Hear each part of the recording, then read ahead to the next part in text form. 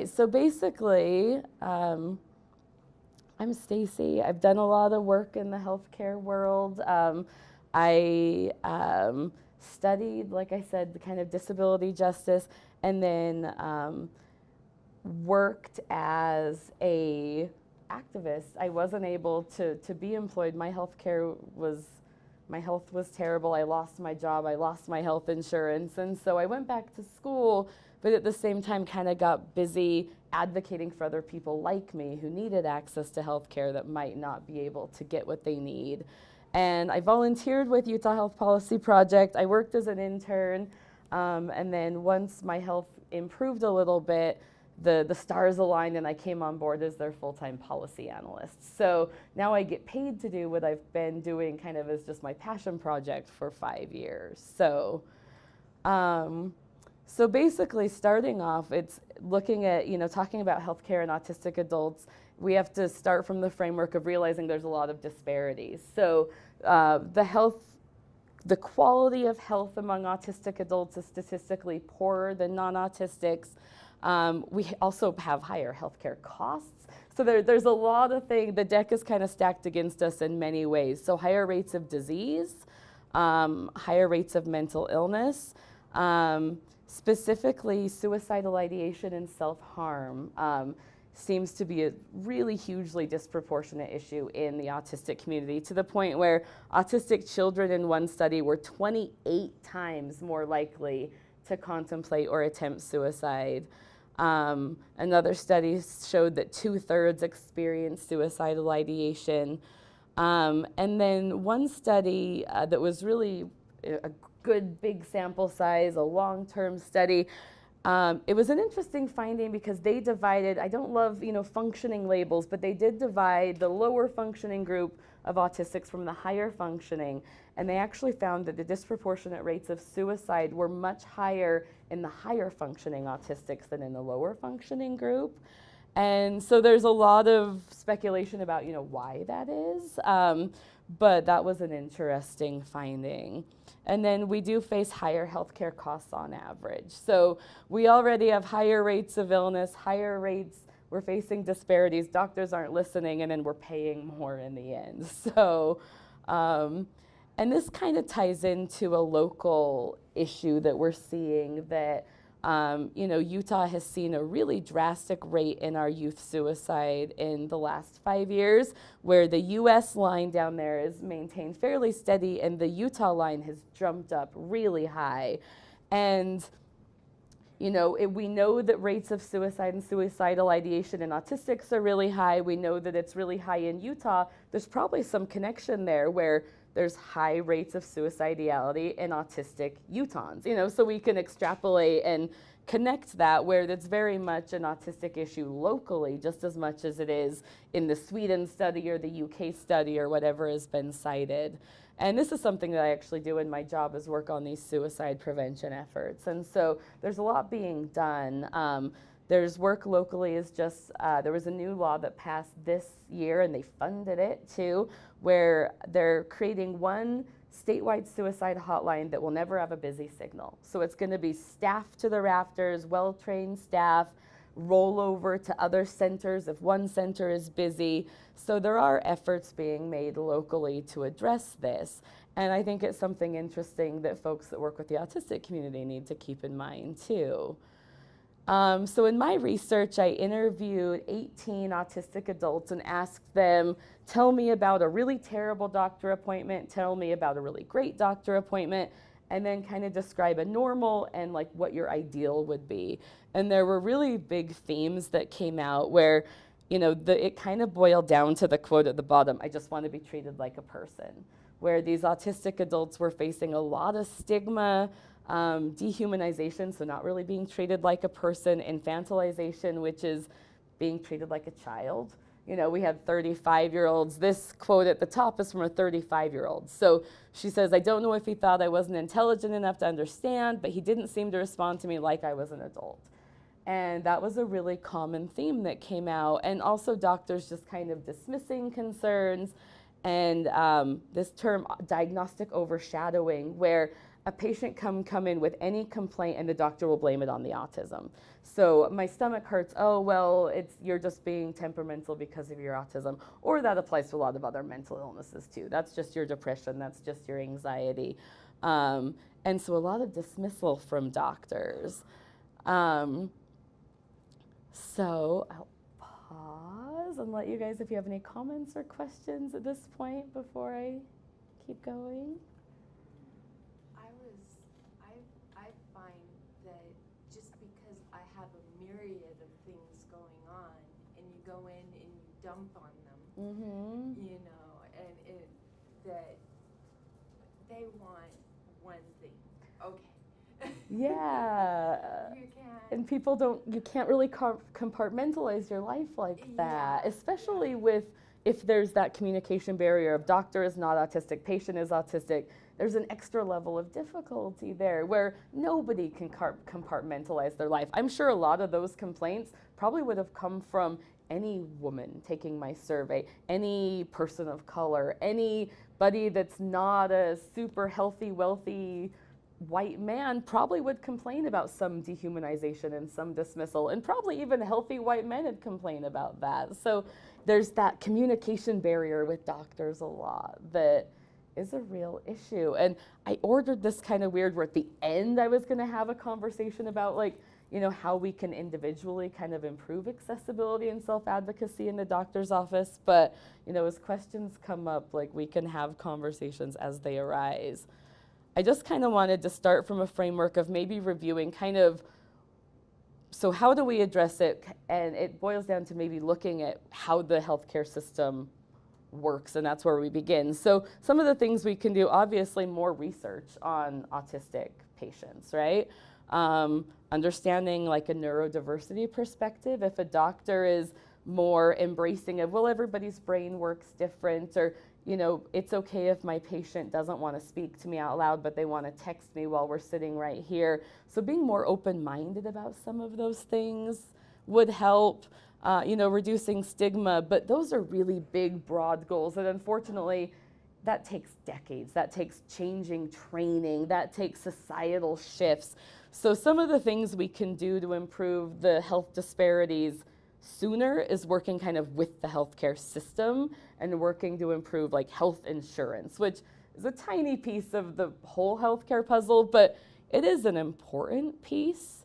So people in Utah, this is some of my boring, wonky stuff, but so overwhelmingly we get people get insurance from a job, from your job, from your partner's job, your parents' job. And then we have a chunk, like 12%, that get it from the individual market that came from the Affordable Care Act or Obamacare. And we have people that are on Medicaid, Medicare, VA. There's lots of different types of insurance. But basically, since the Affordable Care Act began, we've seen the uninsured rate drop pretty dramatically. And so this is something that obviously the ACA wasn't written specifically for autistic people, but it's something that we kind of see that trickle-down effect, where if you approve healthcare for the big, broad pool, autistic people are going to benefit. So some of the ways we see that is staying on people's, you know, your parents' insurance until you're 26. That's a huge benefit for an autistic young adult that might not have the same ability to go get a job right out of high school or go to college right out of high school. Seeing mandatory coverage of, it's called the 10 essential health benefits. So basically it means that any insurance plan, they have to pay for prescriptions, they have to pay if you go to the hospital, they have to pay if you go to the doctor, because believe it or not, I mean, I'm sure you guys remember 10, 15 years ago, it was really common to buy a health insurance plan that didn't pay for prescriptions or didn't pay for maternity care is a big one, things like that. And then there was a new insurance marketplace on healthcare.gov, and then help paying for insurance on the marketplace with a big range of it's called like a subsidy structure. So basically there's some people get help paying for their premiums, some people get help paying for their out-of-pocket, like their deductibles and their copays, some people get both. It kind of depends on where your income is. It's all sliding scale. And so, you know, yeah, kind of broadly, more access to healthcare, more affordable health insurance, trying to help people pay less with those subsidies, better quality with those 10 essential health benefits, so rules about what has to be covered, and then rules about fairness where you can't charge a woman more than a man. You can't charge somebody more because they have a diagnosis in their chart, things like that. So working to improve those health disparities kind of means improving that access to health care. Medicaid and Medicare, they cover different groups of people. They're both government-run programs, paid for in different ways. Disabled people, including autistic people, definitely benefit from both. But they have really strict eligibility standards, where Medicare, you have to be over 65, or I think it's receiving SSI or SSDI. So it's not even enough even to be disabled. You have to be disabled enough to qualify for SSI. Medicaid is the same way. It's not enough to just say, okay, I'm disabled, so I need Medicaid. Well, you have to be the right kind of disabled with the right kind of doctor to sign that form, so it's a lot trickier than just, well, all disabled people get Medicaid or Medicare. That is very far from the truth. And part of what we're doing to try to address that is called the Medicaid expansion. So it's making it so instead of only fitting in those little categories of disabled with the right paperwork or above 65 or pregnant women, we're trying to cover this whole umbrella. So if you're poor enough, if you're earning less than, it's about $1,000 a month for a single person, then you get to qualify. And it's a state-by-state thing, so some states have expanded their Medicaid programs and some have not. And Utah is right in the middle, where actually we should be this dark gray color now, where we're considering Medicaid expansion because we have a ballot initiative. The legislature, there's been bills in the legislature for 5 years and a lot of debate about, should we provide more access to health care for these low-income people? And nothing's been done in 5 years. And so Utah Decides Healthcare has put together a ballot initiative. And so as of today, actually, it became eligible. And so it'll be on the ballot in November.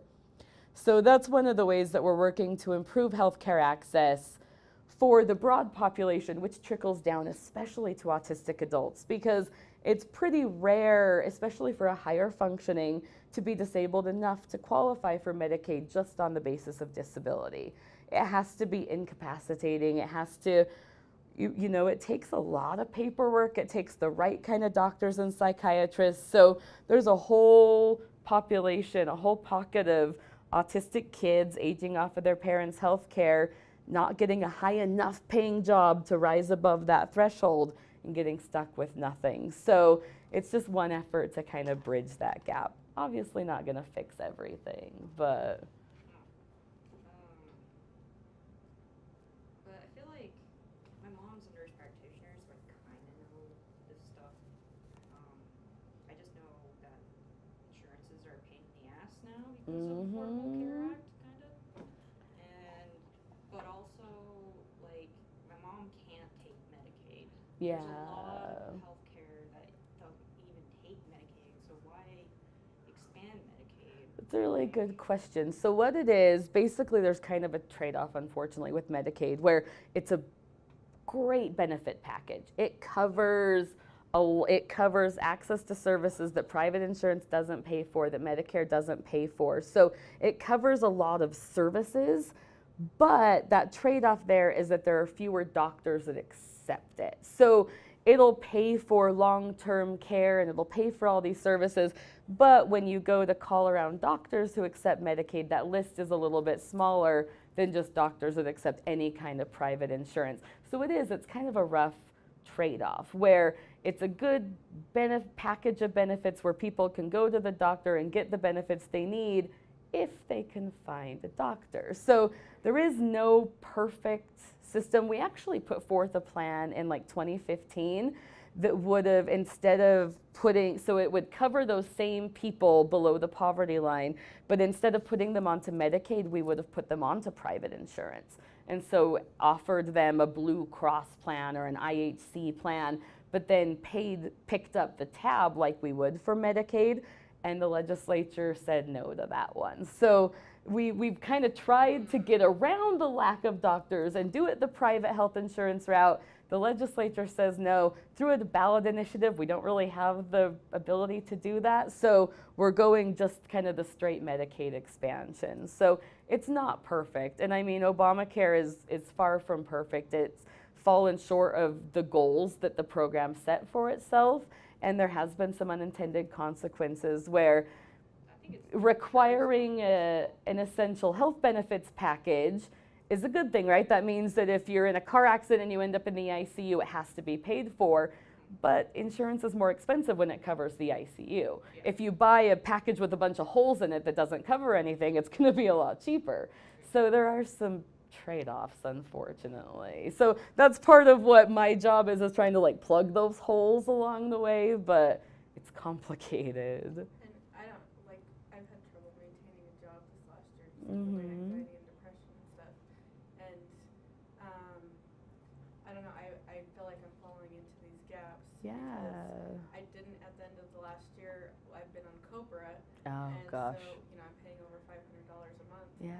And I tried to qualify for Obamacare, but at the end of the year, I had no job, so they told me I didn't qualify. Because you didn't earn enough money. Yeah. Because that's that weird loophole that you're But- not allowed to buy it Yeah. if you're too poor. That So then doesn't, I tried to qualify yeah. for Medicaid, and I did the psych evals, because, you know, I have a bachelor's degree, I can drive a car. They asked me about driving a car so many times, so for some reason it seems important, I don't know. Yeah.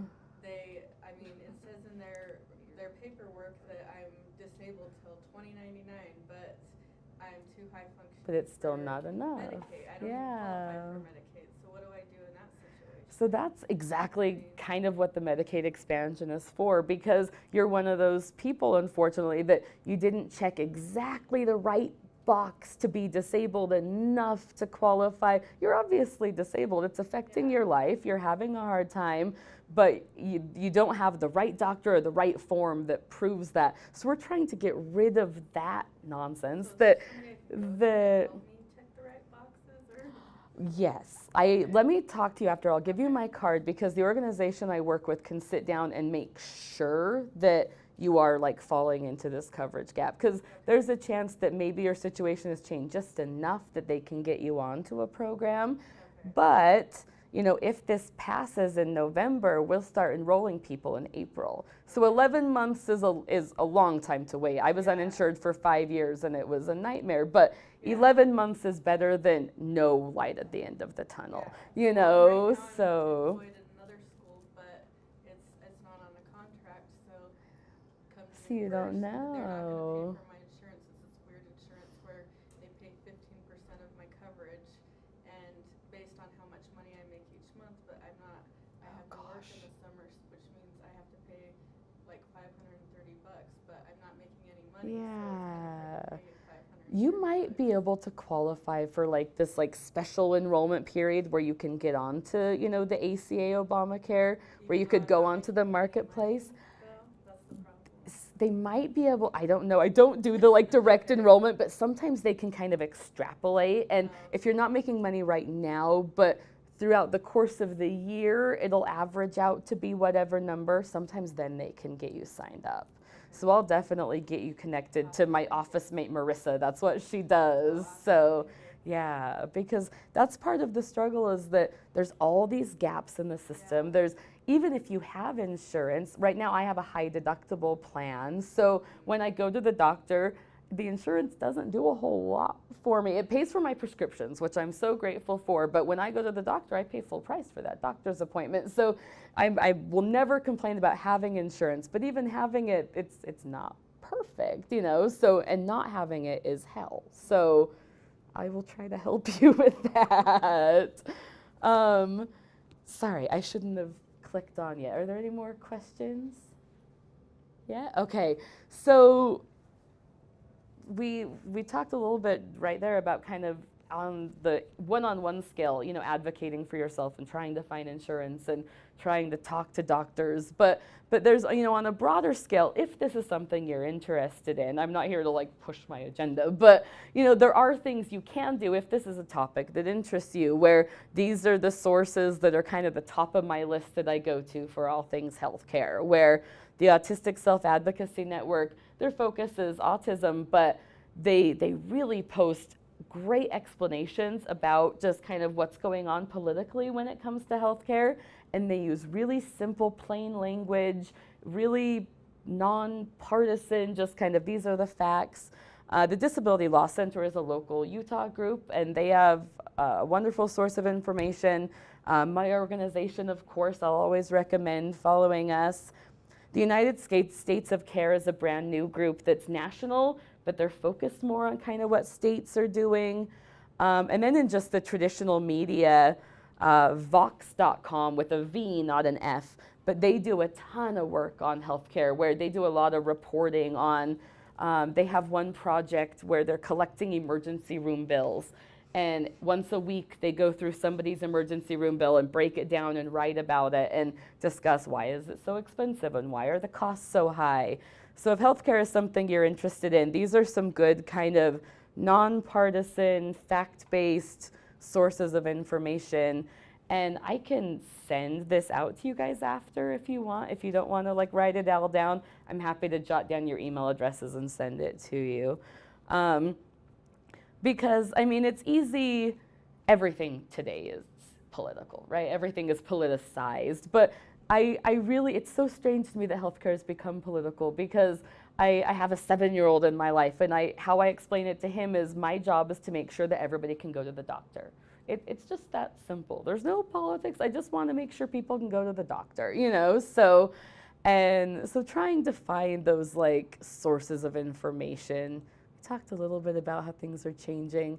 And then also, so you can advocate for yourself or for the people you care about or the issues you care about, obviously contacting your state and local officials, tweeting and sharing on social media, especially like, so Senator Hatch probably isn't gonna care if you tweet at him, but Senator DeBacchus or Senator Zender or somebody that's a local level, they'll probably reply.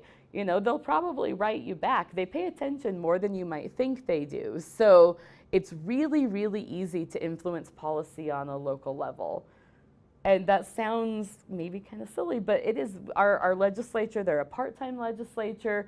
They all have other jobs that they do. They come and meet for 45 days, and they sit down with constituents, and they don't always listen, but I've had meetings where I went with a list of concerns and they pulled up their bill and made a bunch of edits right there on the spot, and we walked out with an agreement. And that was before I had the fancy title and fancy name tag. That was just Stacy the constituent. And it depends on who your representative is, but they're both sides of the aisle. I work with Republicans and I work with Democrats, and I've had a lot of success working with both. So if that's something you care about, Senator Hatch isn't going to have a sit-down meeting with you, I'm sorry. but Senator Zender or somebody probably would. So if there's something that you're interested in, that's another thing that I can help you with. I'll give you my card. If you're like, hey, show me how I can find who my representative is, easy.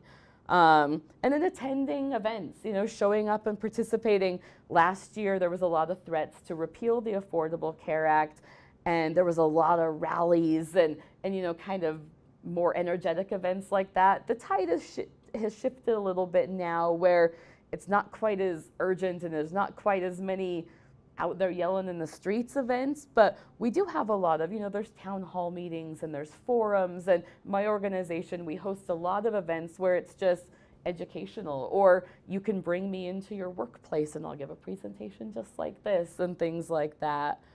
But last year we did a lot of rallies and things, so we had a sit-in for 10 hours in front of the federal building, and a year ago today, we had a big rally, this one right here, I think. So there's always kind of ways to get involved, depending on what your level of interest is.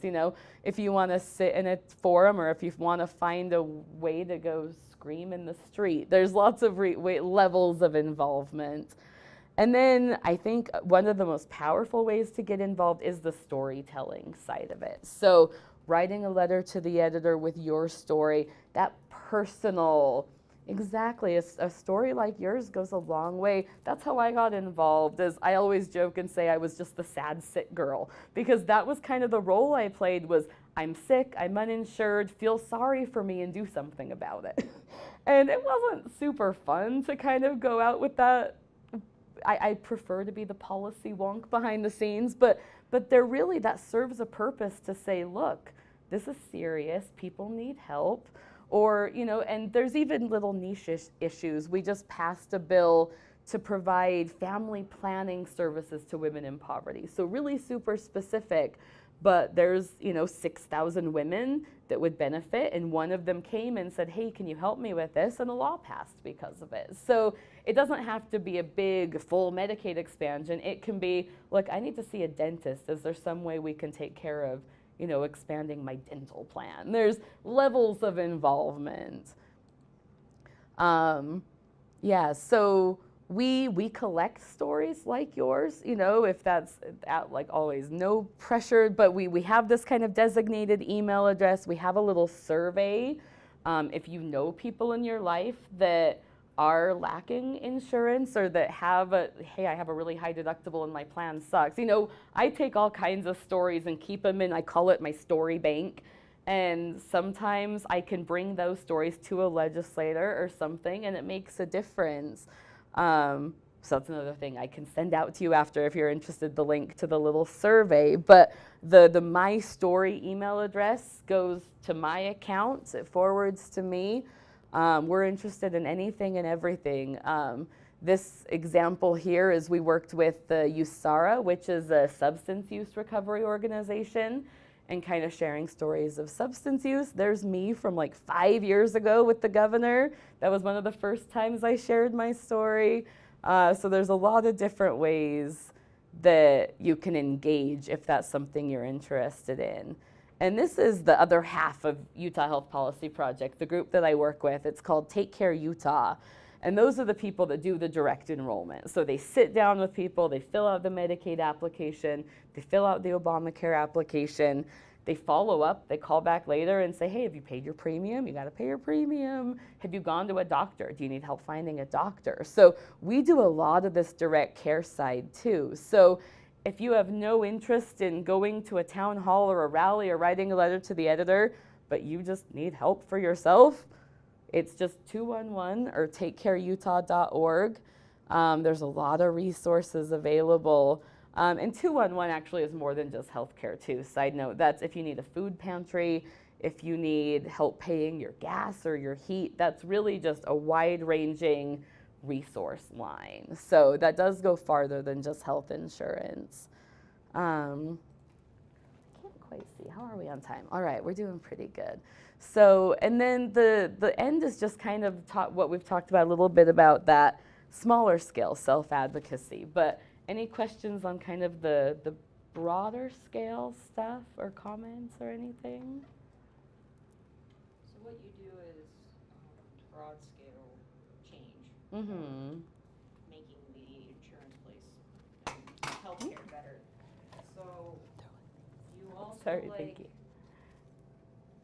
consider like there are, you know how there are doctors that don't take Medicaid. Could you be figuring out how they could? Yeah, Or, definitely. like, maybe there's some insurance companies that won't cover some positions, and so you can't accept their insurance because they said, well, no. We want everyone to come to our clinic and not somebody else's clinic.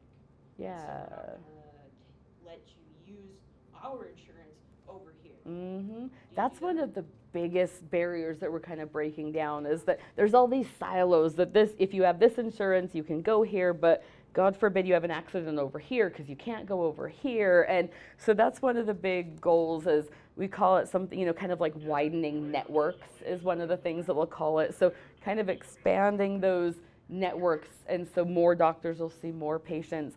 And then we're also working on telemedicine too, where if you live in a county that only has one psychiatrist and your insurance won't cover that psychiatrist, we're trying to make it more mandated that insurance companies have to cover, you know, a teleconsult where they can Skype in with a psychiatrist that works in Salt Lake or somewhere else, and kind of bridge those gaps there, especially in rural communities. Because in Salt Lake City, your insurance might not cover the doctor you want to see, but you'll find another doctor. You know, like it might not be exactly what you want, but you're not going to be left with, okay, there is zero doctor here for me to see.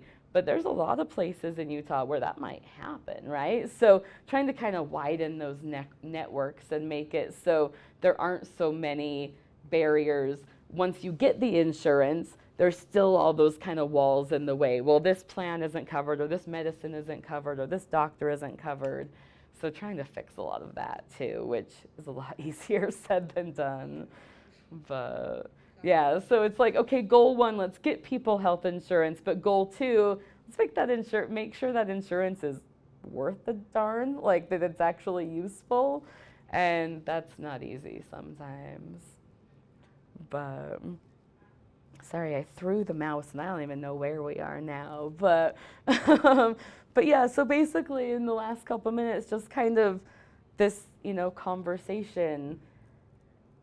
Is there anything that came to mind, or is there any struggles that you're facing that didn't come up that I should have more top of mind when I'm having these conversations? Or, what can you do to kind of express your needs? We didn't really get into the accessibility of the doctor's office, but sometimes it even comes down to, okay, I have insurance, I have a doctor, but sitting in the waiting room makes me want to pull my hair out because I'm really sensory sensitive. So sometimes you check the box of having the insurance, the doctor is covered, and then you get to the waiting room and you can't handle it and you have to go home, and then the appointment isn't accessible. So there's a huge domino string of barriers that I'm trying to kind of knock down one at a time. But yeah. One of the things for me too is I go through the U of U network a lot, Mm-hmm. and I got diagnosed at the autism clinic there. Oh, cool. But I've gone to doctors for my medication, that can see the diagnosis in their file.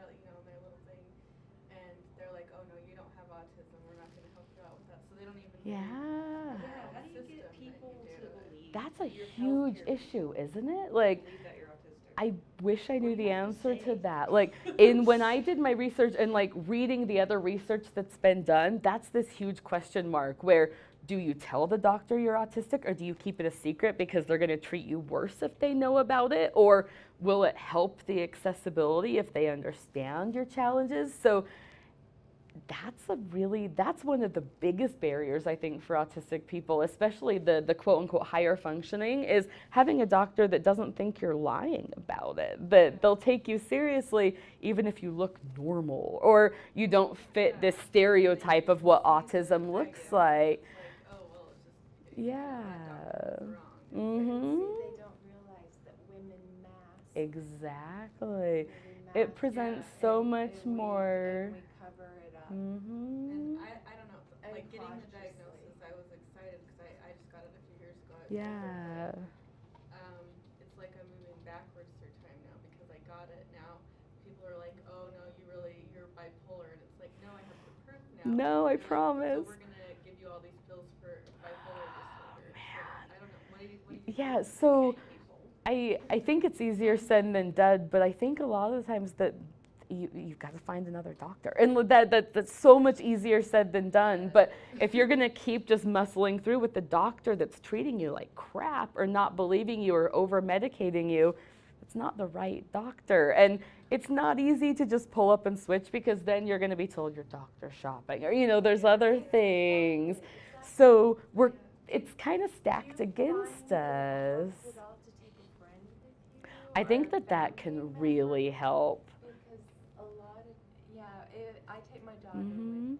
Unfortunately, I think taking a man is often helpful. Is- That sucks, but I think Probably taking a even man to vouch for your symptoms, there's a lot of research that's been done about that. Not even in autistic women, but just with women, period, especially women in pain. With chronic pain, there's famous study, The Girl Who Cried Pain is what it's called. And taking a man into the office with you, they're going to take you more seriously, even a woman doctor. But I recommend women doctors. I've had way more luck when my doctor is a woman. And you kind of have to vet doctors and psychiatrists and these healthcare providers where you're not taught as a patient that it's a two-way relationship, that they're the doctor and they're the boss and what they say goes, but as the patient, you have the right to be like, this relationship isn't working for me. And sometimes insurance companies don't make it easy for you to pull the plug, or maybe, where you're located, it's not easy to find another psychiatrist. I know that I had a psychiatrist that wasn't working. I'm not going to see this doctor anymore. And then I didn't find a replacement. That's not ideal. Finding a replacement is best, but I think it's kind of beating your head against the wall when you keep seeing the provider that's just telling you that you're lying and it's bipolar and not autism. And I relate to that very much. I tend to not tell my doctors. I was diagnosed when I was 19, but those records haven't really followed me, and so I tend to not mention it personally, but there's times where I feel like maybe it would be helpful if I did. Maybe my therapist and I wouldn't have this, barrier in between our communication if I just said, okay, how are you not saying that I'm autistic? And part of the frustration with like a therapist is, how are you not picking up on this? Yeah, so I wish I had here's my tip and here's your easy answer, but it's not. It's really tricky. When the more, marginalized identities you have, so when you add being a woman to having mental illness, to having autism, to if you have chronic pain, or, when you add all these layers, it makes it complicated. And you have to really self-advocate and kind of fight for your right to get decent care. And I think realizing that you deserve decent care and that you shouldn't put up with just being medicated, okay, right, maybe I am bipolar. And maybe you're right, I'm not autistic. No, you got your diagnosis from the clinic. You've read all about it, I'm sure. I'm sure you've met other people and you realize, wow, this explains so much about me. Don't let them convince you otherwise of that. But yeah, I'm sorry, it's not easy. But at least know that you're not alone on that one, especially with the bipolar, borderline autism. I've been, told, well, you're borderline. No, I'm autistic. That autism meltdown can seem very borderline. And I have, self-harm history that's very much connected with my autism. It's a sensory overload thing for me, but that gets misdiagnosed as a lot of others. So yeah, it's easy to, that misdiagnosis is very real. But diagnostic overshadowing is a really fancy way. So it's kind of the opposite. So they blame everything on autism with the diagnostic overshadowing, or there's that diagnostic overshadowing where it's they're just ignoring it completely. So yeah, we can't win sometimes. But okay, I think we're getting close. Any more questions or comments? I don't want to make